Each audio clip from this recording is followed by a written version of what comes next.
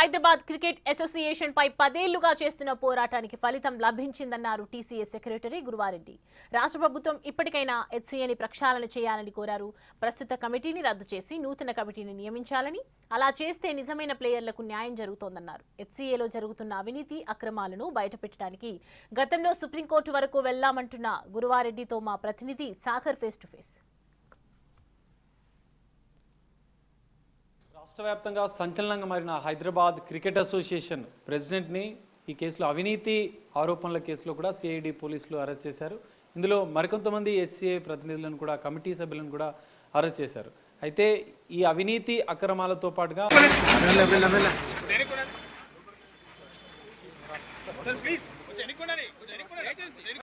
రాష్ట్ర వ్యాప్తంగా సంచలనంగా మారిన హైదరాబాద్ క్రికెట్ అసోసియేషన్ ప్రెసిడెంట్ని ఈ కేసులో అవినీతి ఆరోపణల కేసులో కూడా సిఐడి పోలీసులు అరెస్ట్ చేశారు. ఇందులో మరికొంతమంది హెచ్సిఏ ప్రతినిధులను కూడా, కమిటీ సభ్యులను కూడా అరెస్ట్ చేశారు. అయితే ఈ అవినీతి అక్రమాలతో పాటుగా మరికొన్ని అంశాలు మాట్లాడడం, మనతో పాటు గురువారెడ్డి టీసీఏ సెక్రటరీ ఉన్నారు.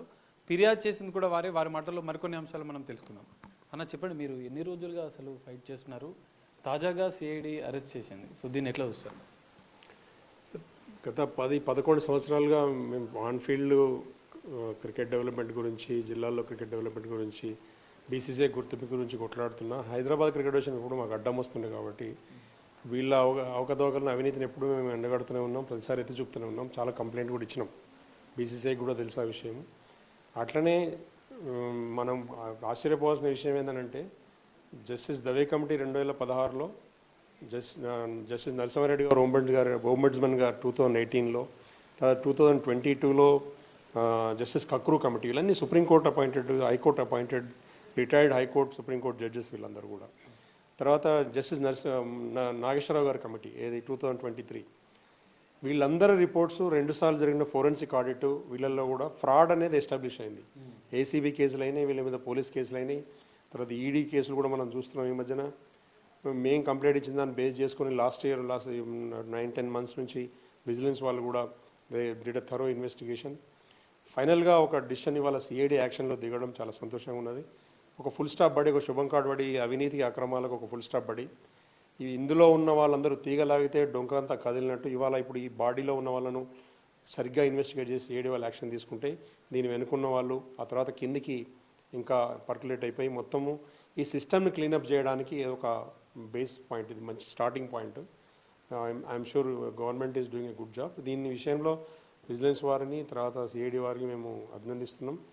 ఇది ఒక మంచి బిగినింగ్. మాకైతే ఆశలు పెరిగినాయి. చాలా డిస్ట్రిక్ట్ నుంచి చాలామంది పేరెంట్స్ ఫోన్లు చేస్తున్నారు.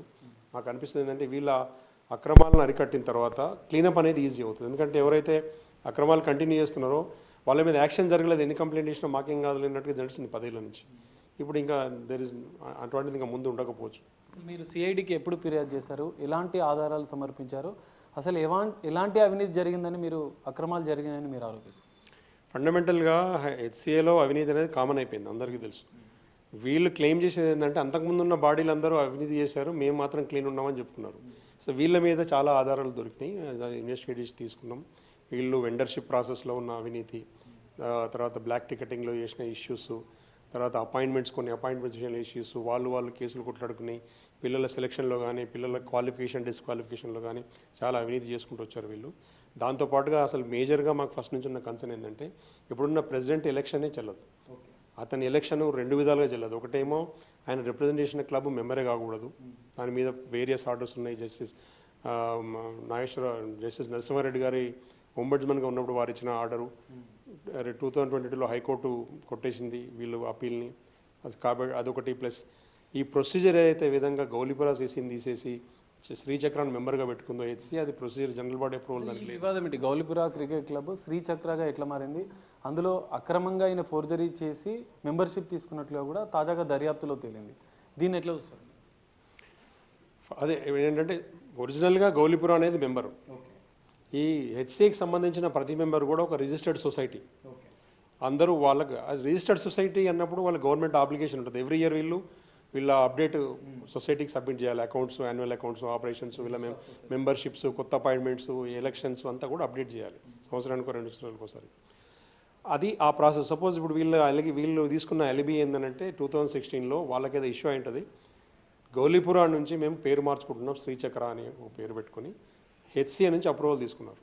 అప్పుడు వీళ్ళు ఏం చేయాలంటే మేము ఇందులో మెంబర్గా ఉన్నాము, మాకు మెజారిటీ మెంబర్లందరూ అప్రూవ్ చేసుకున్నాము, ఏదో గౌలీపురాలో ఉన్న మెంబర్లందరూ సంతకాలు పెట్టి మెజారిటీ సంతకం పెట్టి వీళ్ళు సొసైటీకి సబ్మిట్ చేసి గౌలీపురాను శ్రీచక్ర కింద మారాలి. అప్పుడు రిజిస్ట్రేషన్ నెంబర్ మారదు, గౌలీపురా పేరు శ్రీచక్ర కింద మారాలి. అట్లా కాకుండా వాళ్ళకి డిస్ప్యూట్స్ ఉన్నాయి కాబట్టి అప్రూవల్ రాదు కాబట్టి కన్సెన్స్ రాదు కాబట్టి వీళ్ళు శ్రీచక్ర అనేది కొత్తగా రిజిస్టర్ చేసి అందులో ఉన్న మెంబర్లు ఇందులో ఉన్న మెంబర్లు సేమ్ పెట్టారు, కానీ అందులో సంతకాలు కొన్ని వేరు ఇది వేరు, ఫ్రాడ్ జరిగింది. అది వాళ్ళు జరిగింది. కృష్ణ సంతకాన్ని వీళ్ళు ఫోర్జరీ చేశారు, అది ఒకటి. నెంబర్ 1. నెంబర్ 2 ఏంటంటే ఈ శ్రీచక్ర అనేది మెంబర్గా కాదని వాళ్ళు ఛాలెంజ్ చేశారు. అక్కడ అజయ్ కుమార్ అని ఒక వ్యక్తి కంప్లైంట్ చేసి అక్కడ గౌలీపుర ఏరియా వాళ్ళందరూ 40 మంది రిప్రజెంటేషన్ ఇచ్చి కంప్లైంట్ చేసి ఎఫ్ఐఆర్లు అయినాయి. ఆ గొడవలంతా జరిగిన నేపథ్యంలో హెచ్సిఏ మాత్రం శ్రీచక్రను మెంబర్గా కంటిన్యూ చేస్తూ వచ్చింది. అది ఫ్రాడ్ నెంబర్ 1. రెండోది ఏంటంటే 2018లో జస్టిస్ నరసింహారెడ్డి గారు ఇచ్చి 22లో హైకోర్టు చెప్పిన తర్వాత కూడా మెంబర్గా కంటిన్యూ చేయడం రెండో తప్పు. శ్రీచక్ర క్రికెట్ క్లబ్ ఏదైతే కాన్ఫ్లిక్ట్ ఆఫ్ ఇంట్రెస్ట్ కింద జస్టిస్ నాగేశ్వరరావు గారు 2023లో 57 క్లబ్స్ని అయితే డిస్క్వాలిఫై చేసిందో ఆ డిస్క్వాలిఫై క్లబ్స్ పోగా శ్రీచక్రాన్ని ఓటర్ లిస్ట్ కింద లిస్ట్ చేసి వెళ్ళారు నాగేశ్వరరావు గారు. అప్పుడు వాళ్ళకి రాంగ్ రిప్రజెంటేషన్ చేసి ఉంటారు, ఆయన ఫ్యాక్ట్స్ సప్రెస్ చేశారు ఆయన దగ్గర, ఓ తప్పు జరిగిపోయింది. తర్వాత కంప్లైంట్ వెళ్ళింది వారి దగ్గర దృష్టికి వెళ్తే ఆయన రిపోర్ట్లో కూడా చెప్పారు నాకు తర్వాత కొన్ని కంప్లైంట్స్ వచ్చినాయి లిస్ట్ ఫైల్ అయిన తర్వాత, ఇప్పుడు వచ్చే ఎలక్షన్ ఆఫీసర్ కానీ తర్వాత ఎలక్ట్ అయిన బాడీ కానీ వాటిని రెక్టిఫై చేసుకోవాలని, ఈ తర్వాత మా రికమెండేషన్స్ అన్ని ఇంప్లిమెంట్ చేయాలని చెప్పి వాళ్ళు వెళ్ళిపోయారు. ఇప్పుడు జరిగిన ఇష్యూ ఏంటంటే వేరే ఏదో క్లబ్ అంటే వీళ్ళ మీద యాక్షన్ తీసుకునేదేమో, ఎవరిదైతే కంప్లైంట్ వచ్చిందో అదే క్లబ్ నుంచి వచ్చిన వ్యక్తి ప్రెసిడెంట్ అయ్యాడు. ఆ ప్రెసిడెంట్ అయిన నేపథ్యం 2 విధాలుగా తప్ప. ఒకటేమో శ్రీచక్ర మెంబర్ కాకూడదు, అయినా లిస్టులో వచ్చింది, దాని రిప్రజెంటేటివ్ ఓట్ వేయాల్సింది రాజేందర్ యాదవ్. తర్వాత ఎవరైనా కాంటెస్ట్ చేయాలంటే వీళ్ళకు రోల్ ఉంది, ఏంటంటే కాన్స్టిట్యూషన్ ప్రకారం అంతకుముందు జనరల్ బాడీలో అతను మేము ఇక్కడ వచ్చి ఓటేసి ఉండాలి లేదా రిప్రజెంటేషన్ ఉండాలి ఈ హెచ్సిఏలో. అంతకుముందు జనరల్ బాడీలో రాజేందర్ యాదవ్ శ్రీచక్ర మెంబరు వీళ్ళ ప్రకారం. కానీ 1 మంత్ ముందు ఈయన జగన్మోహన్ రావు జాయిన్ అయ్యి అందులో ఒక పాత్ర తీసుకుని వాళ్ళ నుంచి ఆథరైజేషన్ లెటర్ తీసుకుని ఇక్కడ ఆల్రెడీ ఓటర్ లిస్ట్ ఫైనల్ అయింది. ఈయన లాస్ట్ మినిట్లో ఆయన ప్లేస్లో ఈయన వచ్చి ప్రాక్సీగా వచ్చి ఈయన మెంబర్గా కాంటాక్ట్ చేశాడు. ఈయన అప్లికేషన్ వేసాడు, నామినేషన్ వేసిండు. నామినేషన్ వేసినప్పుడు నామినేషన్ కొన్ని ప్రొసీజర్స్ ఉంటాయి, క్వాలిఫికేషన్ డిస్క్వాలిఫికేషన్. ఈయన రెండో విధంగా డిస్క్వాలిఫికేషన్ ఏంది, ఫస్ట్ ఏంటంటే ఈయన ఫ్రెష్ మెంబర్ ఈయనకు వేయకూడదు. నెంబర్ 2 శ్రీచక్ర మెంబరే కాదు. 2 శ్రీచక్ర నుంచి ఈయన రిప్రజెంటేటివ్ కాదు, వేరే పర్సన్. ఇన్ని పోగా ఈయన అంతకుముందు హ్యాండ్బాల్ అసోసియేషన్ ఆఫ్ ఇండియాలో సెక్రటరీ జనరల్గా ఉన్నాడు. అక్కడ అది recognised sports authority of India recognised body, sports మినిస్ట్రీది. అందులో ఉండగా ఇక్కడ పోటీ చేయకూడదు, రిజైన్ చేయకూడదు, చేయలేదు, అప్రూవ్ కాలేదు, అనేది రిజైన్ చేయలేదు. అక్కడ ఉన్నప్పుడు ఇక్కడ ఆయన ఎలక్షన్ కాంటెస్ట్ చేయకూడదు. అసలు అది జరిగింది, దాని మీద కంప్లైంట్లు పోయినాయి, ఎవరు పట్టించుకోలేదు.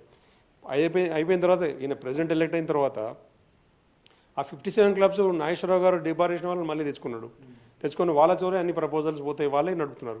డిస్క్వాలిఫైడ్ మెంబర్స్ కాన్స్టిట్యూషన్ ప్రకారం ఒక సుప్రీంకోర్టు అపాయింటెడ్ జడ్జి ఆయన కమిటీ ఇచ్చిన రిపోర్ట్, అఫీషియల్ రిపోర్టు, దాని ప్రకారం డిస్క్వాలిఫై చేసిన వాళ్ళని చేయాలంటే ముందు ఆ సుప్రీంకోర్టు నుంచి హైకోర్టు నుంచి వీళ్ళకు దానికి ఆల్టర్నేటివ్ ఆర్డర్ తెచ్చుకోవాలి.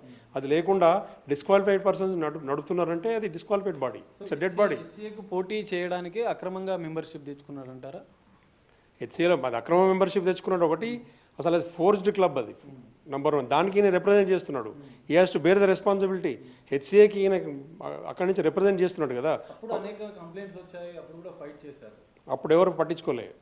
ఇప్పుడు సిఐడి పట్టించుకుంటే సంతోషం అంతే. ఫైనల్గా ఇప్పటికే సిఐడి అరెస్ట్ చేసింది, ఇప్పటికీ ఇదంతా జరుగుతుంది. సో ఫైనల్గా ప్రభుత్వానికి మీరు చేసే విజ్ఞప్తి ఏంటి? ఫైనల్ ఏంటంటే after 10-15 years of struggle government response కావడము, విజిలెన్స్ డిపార్ట్మెంట్ తర్వాత సిఐడి రెస్పాండ్ కావడం సంతోషం అండి. పిల్లల పేరెంట్స్లో ఒక ఆశ అయితే చిగురించింది, ఈ సిస్టమ్ క్లీన్ అవుతుంది, మా పిల్లలకు అవకాశం వస్తుంది అనేది. ఇప్పుడు గవర్నమెంట్ యాక్షన్ ఫాస్ట్గా తీసుకుని వాళ్ళకున్న పవర్స్ ప్రాపర్గా యూజ్ చేసి ఫెయిర్ అండ్ ట్రాన్స్పరెంట్ సిస్టంలో అందరినీ ఇంక్లూడ్ చేసి ఒక కొత్తది బీసీసీఐతో మాట్లాడి కొత్తగా స్టేట్ లెవెల్ బాడీ క్రియేట్ చేయడం అనేది ఒక ఆప్షన్. లేదంటే హెచ్సిఏని క్లీన్ చేసి హెచ్సిఏని హైదరాబాద్ గురించి తెలంగాణకు సపరేట్గా టీసీఏకి రికగ్నిషన్ ఇప్పించి తెలంగాణ పిల్లలకి న్యాయం చేయడం ఒకటి. ఇది కూడా సాధ్యమే, అది కూడా సాధ్యమే. గవర్నమెంట్ తలుచుకుంటే ఏదైనా చేయొచ్చు. Thank you. ఇది పరిస్థితి. హెచ్సిఏలో అనేక అవినీతి అక్రమాలు జరిగాయి. సిఐడి చర్యలు తీసుకోవడం, ఇటు అరెస్టు చేయడం, ఇదంతా ఎంతో ఆనందంగా ఉందంటే ఆయన చెప్తున్నాడు. 10-15 ఏళ్ల పోరాటం ఫలించింది. ఇప్పటికైనా ప్రభుత్వం ప్రక్షాళన చేసి హెచ్సిఏ ప్రక్షాళన చేయాలి, లేదంటే టీసీఏకు రికగ్నిషన్ ఇప్పించాలి. మొత్తం గ్రామీణ స్థాయిలో ఉన్నటువంటి క్రీడాకారులకు ప్రత్యేక స్థానం కల్పించే విధంగా, వారికి అవకాశాలు కల్పించే విధంగా కూడా చర్యలు తీసుకోవాలని చెప్పి కూడా గురువారెడ్డి చెప్తున్నారు. కెమెరామెన్ నరసింహతో కలిసి సాగర్, బిగ్ టీవీ.